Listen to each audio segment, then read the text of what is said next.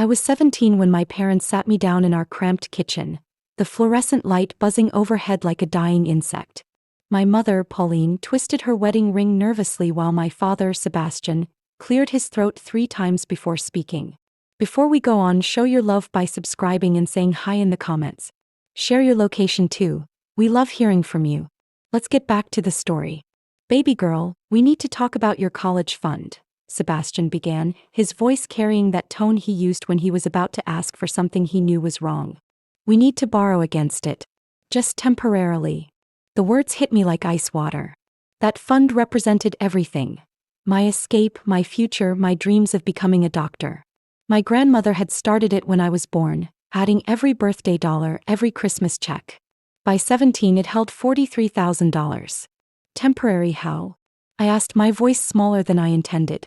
Pauline leaned forward, her eyes pleading. 6 months, maybe 8. There's this property. A duplex that's perfect for rental income. We can flip it, pay you back with interest, and still have money left over. It's a sure thing, Ruby, Sebastian added, reaching across the table to squeeze my hand. Real estate never fails. You'll have your money back before you even start college applications. I stared at them, these 2 people who'd raised me, who'd taught me about honesty and keeping promises. The same people who'd struggled to pay rent for the past 3 years, who'd had their car repossessed twice. What if something goes wrong? I whispered. Nothing will go wrong, Pauline said firmly. We promise, baby. We'll put it in writing if you want. That night, I signed the papers, trusting the 2 people I loved most in the world. I had no idea I was signing away my future, my dreams, and 20 years of my life to a lie that would grow into something monstrous. 8 months passed. College acceptance letters arrived, but the money didn't. Every time I brought it up, my parents had another excuse. The contractor delayed the flip, Sebastian would say, avoiding my eyes. The rental market's slow this season, Pauline would add, busying herself with dishes that were already clean. By graduation day, I was watching my classmates celebrate their college plans while I filled out community college applications. The weight of betrayal sat heavy in my chest, but I still believed them. They were my parents. They wouldn't deliberately destroy my future. Just 1 more year, Pauline promised over my graduation dinner at the local diner. The property's almost ready. We'll have your money plus extra by next summer. That summer, I worked 2 jobs. Morning shifts at a coffee shop and evenings at a retail store. Every penny went toward community college tuition. I'd drive past their investment property, sometimes, watching contractors transform the rundown duplex into something beautiful. Something profitable. My cousin Jay visited that August. He was studying business at a 4-year university, the kind of school I should have been attending. You sure about this arrangement with your folks? He asked one evening as we sat on my tiny apartment balcony. I'd moved out after graduation, refusing to watch them enjoy the fruits of my stolen dreams. They promised to pay me back, I said, but my voice lacked conviction. Jay shook his head slowly. Ruby, you know I love Aunt Pauline and Uncle Sebastian, but... He pulled out his phone, showing me a real estate app. That duplex they bought? It's worth twice what they paid. The rental income alone is probably $3,000 a month. My stomach dropped. $3,000 a month. My entire college fund could have been repaid in 15 months just from rental income. They're playing you, Jay said gently. And I think you know it. 2 years into community college, I discovered the truth by accident. I was working as a receptionist at a law office when I recognized familiar names on a property deed. Sebastian and Pauline Bolton. But this wasn't the duplex. This was a different property entirely. My hands trembled as I made copies of the documents during my lunch break. 3 properties. They owned 3 rental properties now, all purchased in the last 18 months. All purchased, according to the financing documents, using the equity from their first investment property, my stolen college fund. That evening I confronted them at the duplex. They were there collecting rent from their tenants, a young couple who looked barely older than me. How many properties do you own now? I asked without preamble as they walked to their car. Pauline's face went white. Sebastian's jaw tightened. What are you talking about, baby girl? Sebastian tried his usual deflection. I saw the deeds. 3 properties, Dad. 3. You've built a real estate portfolio with my college money. Pauline stepped forward, her voice taking on that manipulative tone I was beginning to recognize. Ruby, you don't understand business. We had to reinvest the profits to make enough to pay you back properly. Properly? I needed that money 4 years ago. And you'll get it back with interest, Sebastian said firmly. We're building something here. Something for the whole family. I'm not family when it comes to decision-making, I shot back. But I'm family when you need someone to rob. The hurt in Pauline's eyes almost made me apologize. Almost. We raced you better than this, she said quietly. We sacrificed everything for you. You sacrificed my future for your dreams. The words exploded out of me, years of suppressed anger finally breaking free. And now you're trying to make me feel guilty for wanting my own money back?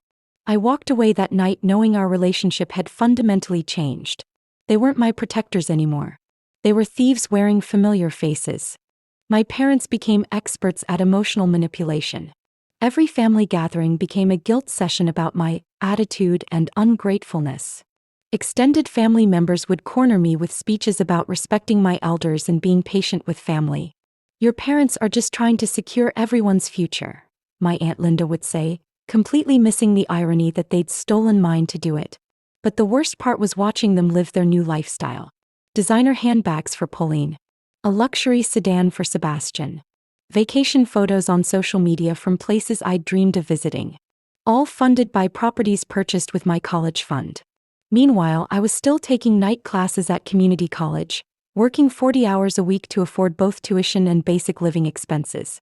The financial aid I qualified for barely covered books. My breaking point came during Thanksgiving dinner. Pauline was showing off photos from their recent cruise to family members when she noticed me sitting silently at the kids' table, the only spot left after they'd filled the main table with their friends. Ruby's been so moody lately, she announced to the room. Ever since we made this real estate investment. She acts like we personally wronged her somehow. The casual cruelty of that statement hit me like a physical blow. I excused myself to the bathroom and called my cousin Jay. They just told everyone I'm moody because they made a real estate investment. I whispered into the phone, tears streaming down my face. They're rewriting history. Making themselves the victims. That's what narcissists do, Jay said bluntly. They gaslight you into thinking their abuse is your fault. You need to document everything, Ruby. Start building a case. A case for what? To get your money back. Legally. That night I started a folder. Every document, every text message, every witness to their promises. I was done being their victim.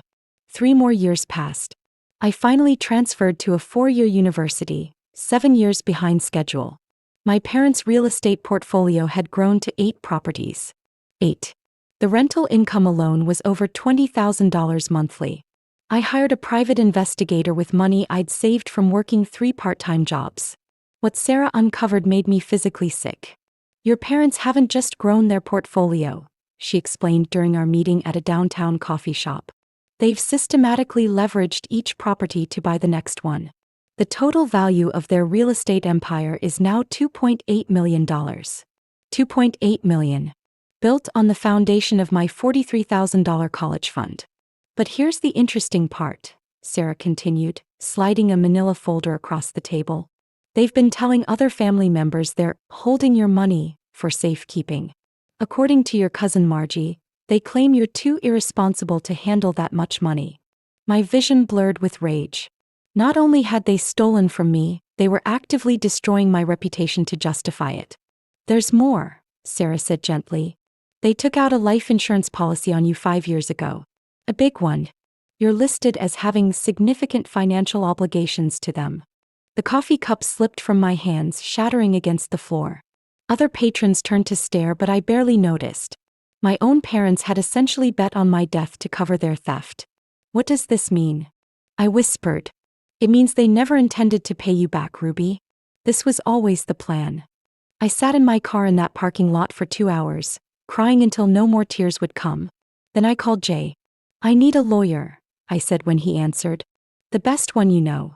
What happened? I found out they took out life insurance on me. Jay, I think they want me dead. The silence stretched between us before he spoke, his voice deadly serious. I'll make some calls. Tonight. Attorney Rebecca Carrillo was a force of nature in a tailored suit. Her office walls were covered with awards and photos of her shaking hands with judges and politicians. She listened to my story without interruption, occasionally making notes on a legal pad. "This is fraud," she said finally. "Clear-cut textbook financial fraud. The life insurance policy adds a criminal element. We can pursue both civil and criminal charges. Will I get my money back?" Rebecca's expression hardened. "Honey, we're not just getting your money back. We're getting you what you're owed. $43,000 invested properly 20 years ago would be worth approximately $400,000 today. Add emotional damages, lost opportunities, and interest penalties." She smiled grimly. "Your parents are about to learn a very expensive lesson." The first legal papers were served on a Tuesday morning. "I know because Sebastian called me screaming before 9 a.m. "How could you do this to us?" he yelled into the phone. "We're family. You don't sue family. You don't steal from family either," I replied calmly. "But here we are." Pauline got on the phone crying. "Baby, we can work this out. You don't need lawyers. Come home, let's talk like a family." "We're past talking, Mom. You had 20 years to make this right. We were protecting you," she sobbed. "You were so young, so irresponsible. We knew you'd waste the money. So you decided to waste it for me?" The call ended with Sebastian screaming that I was dead to them. I felt nothing. They'd been dead to me for years. Over the next month, Rebecca's team uncovered a financial house of cards. My parents had leveraged their properties so heavily that they were essentially broke on paper, despite owning nearly $3 million in real estate. "They're what we call asset-rich, cash-poor," Rebecca explained. "All their wealth is tied up in properties with massive mortgages. If we force a sale, they'll lose everything." "Good," I said without hesitation. Rebecca studied my face. "Are you sure? These are still your parents." "My parents died 20 years ago when they chose greed over their daughter's future. The lawsuit split our family down the middle. Some relatives rallied around my parents, painting me as an ungrateful daughter attacking the people who raised me. Others, like Jay and my cousin Margie, supported my fight for justice. My uncle Jared, Sebastian's brother, called me one evening in November. "Your daddy's crying every night," he said without preamble. "Pauline's on antidepressants. This lawsuit is killing them." "Their theft killed my dreams for 20 years, I replied. "Where was your concern then?"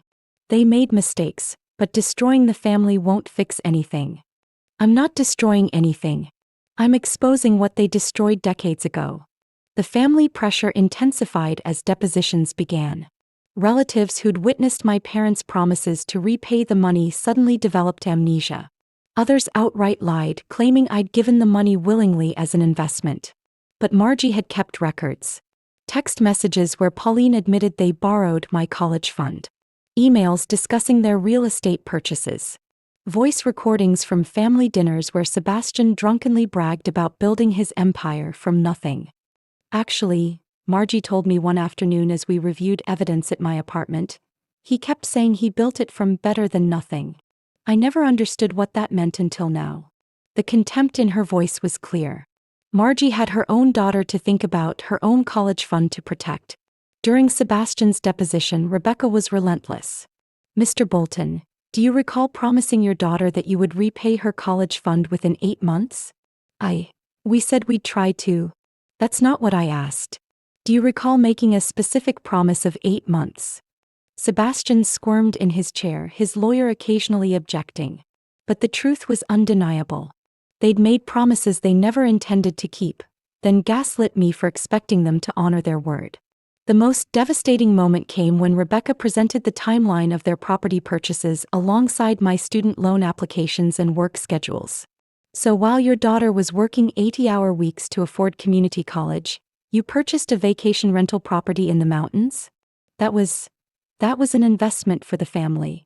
An investment your daughter never consented to and never benefited from?" Sebastian broke down crying.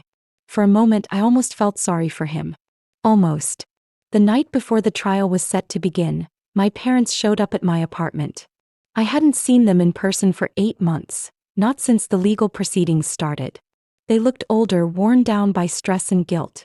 "Please," Pauline begged before I could close the door. "Let us explain."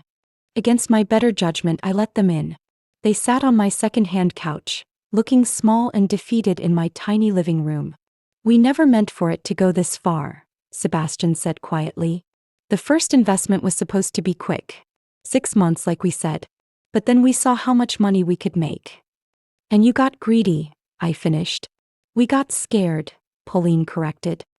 Scared of being poor forever. Scared of never giving you a better life than we had. So you stole my chance at a better life to build your own. Sebastian's hands shook as he reached into his jacket. For a terrifying moment I thought of the life insurance policy. But he pulled out a folded piece of paper.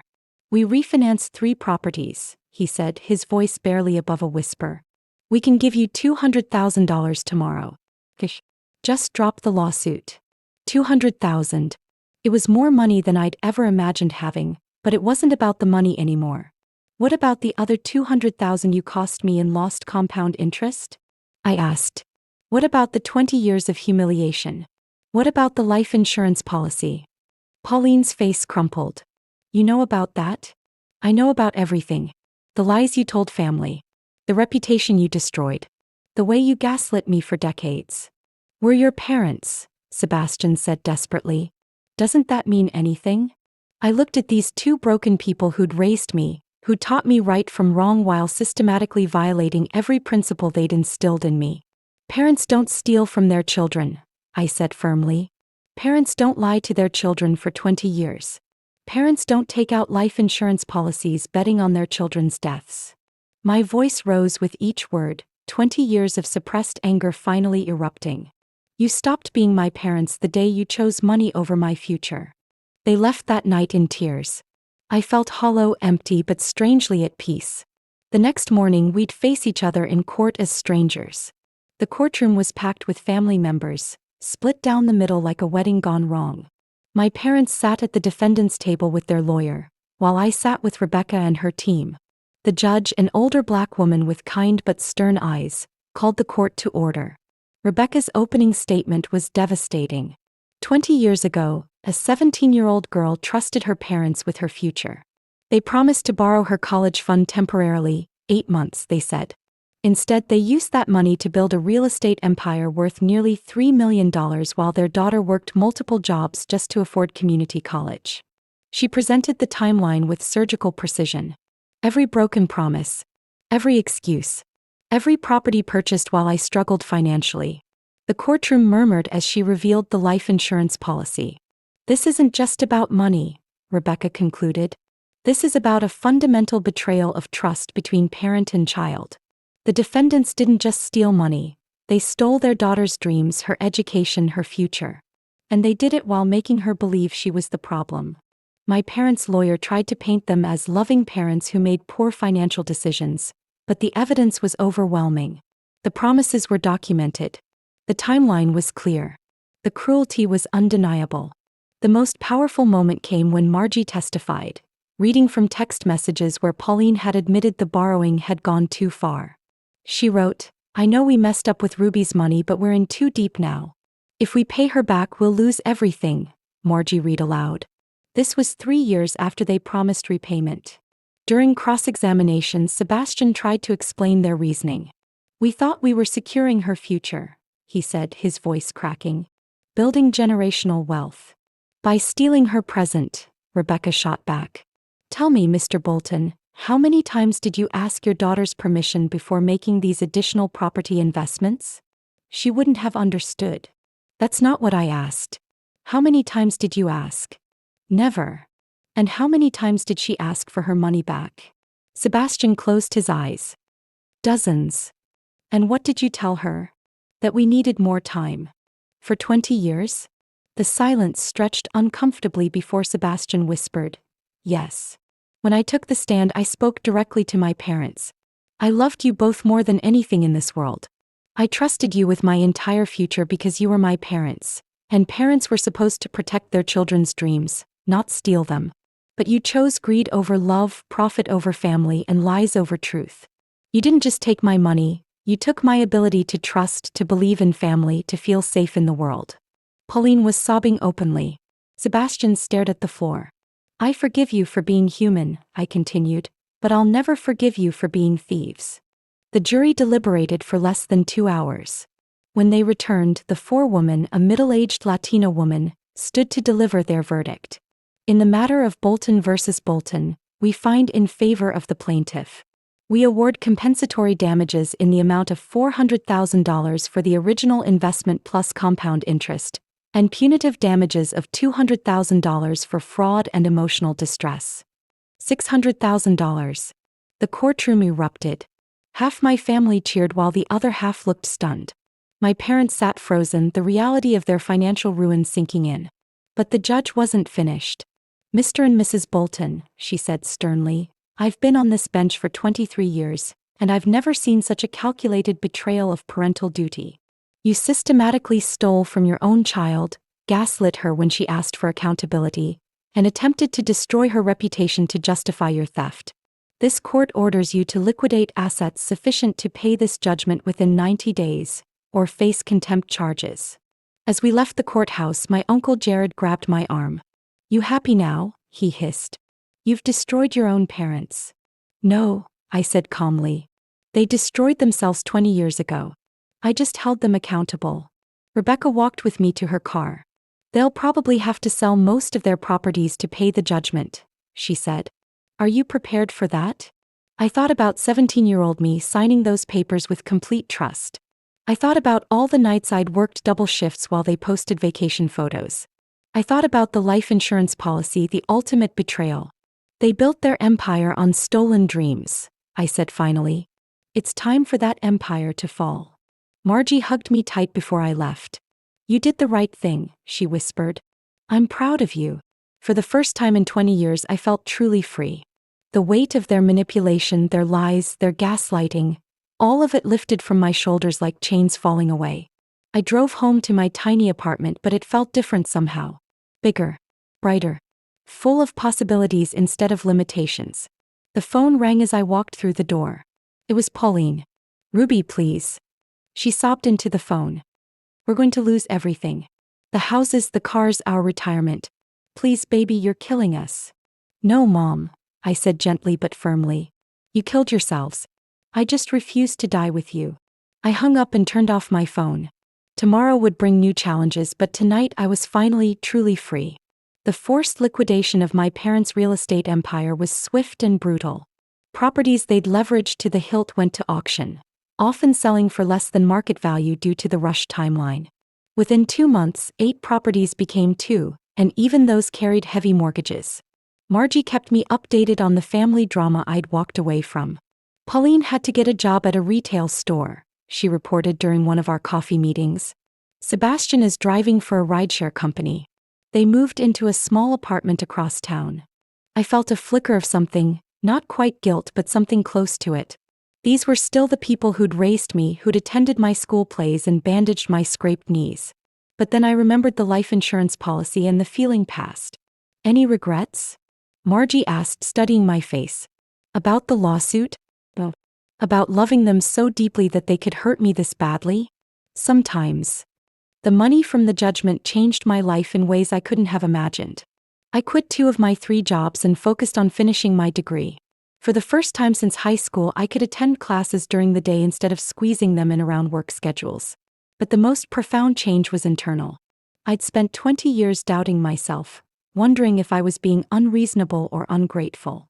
The jury's verdict validated everything I'd felt but been afraid to voice.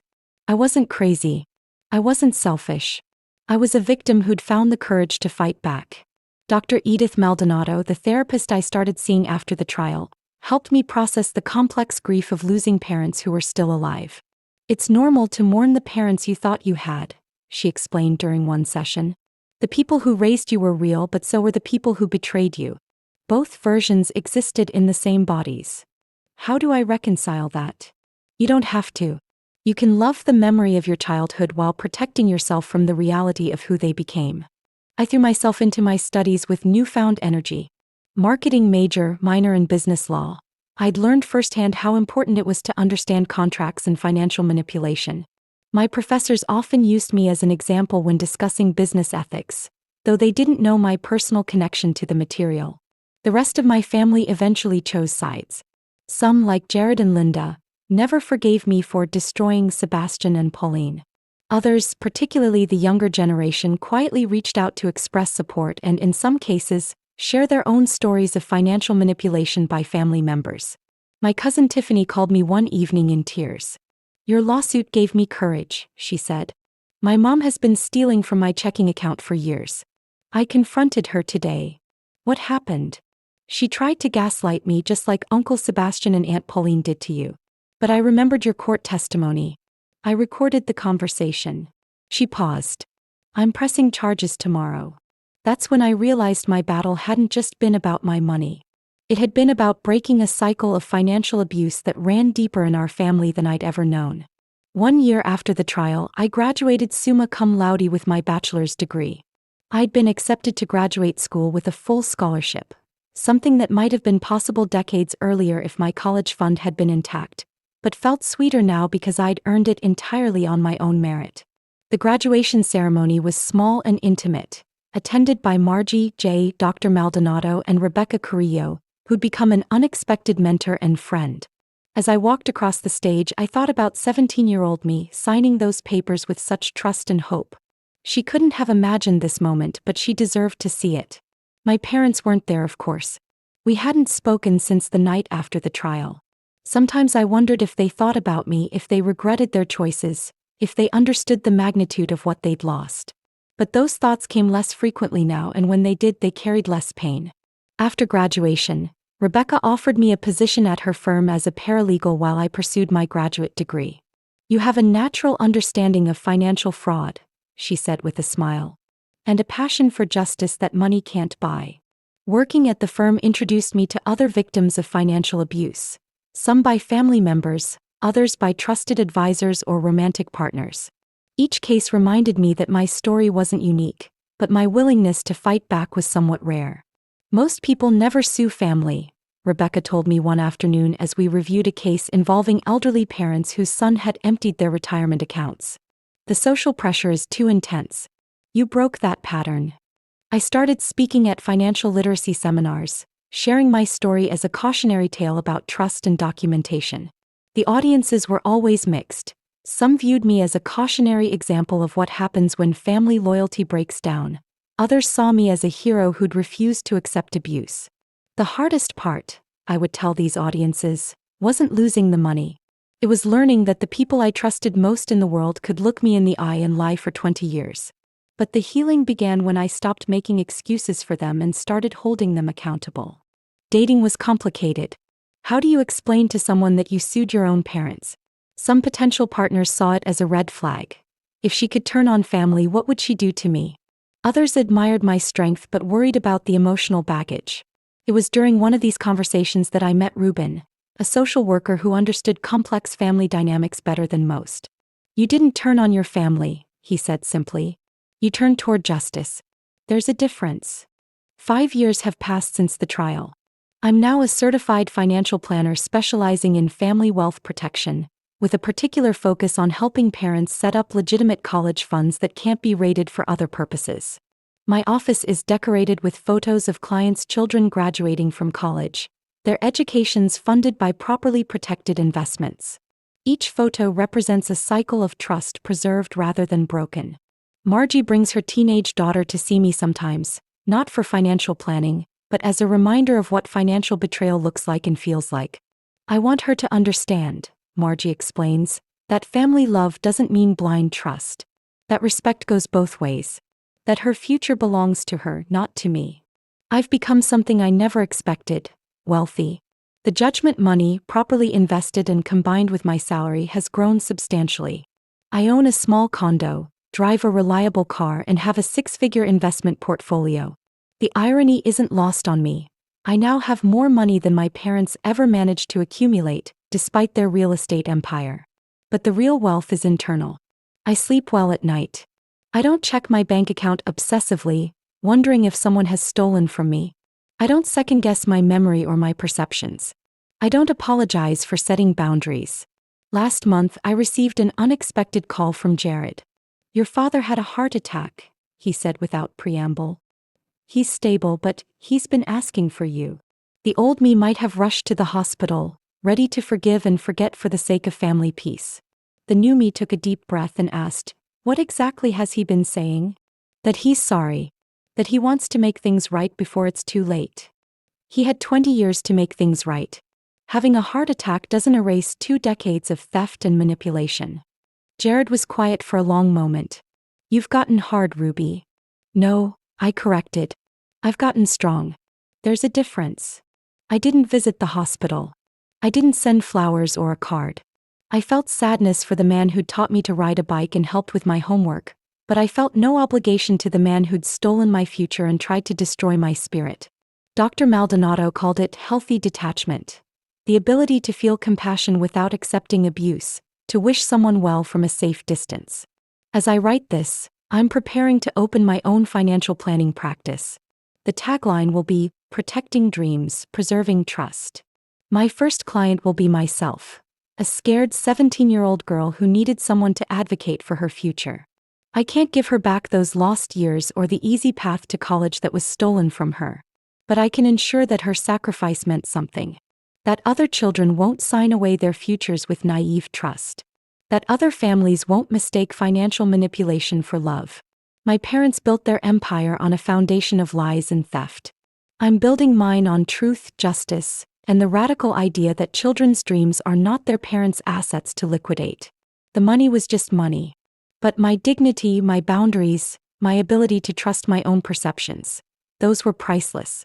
And unlike my college fund, no one can ever take them from me again. Some stories end with reconciliation and forgiveness. This one ends with something better.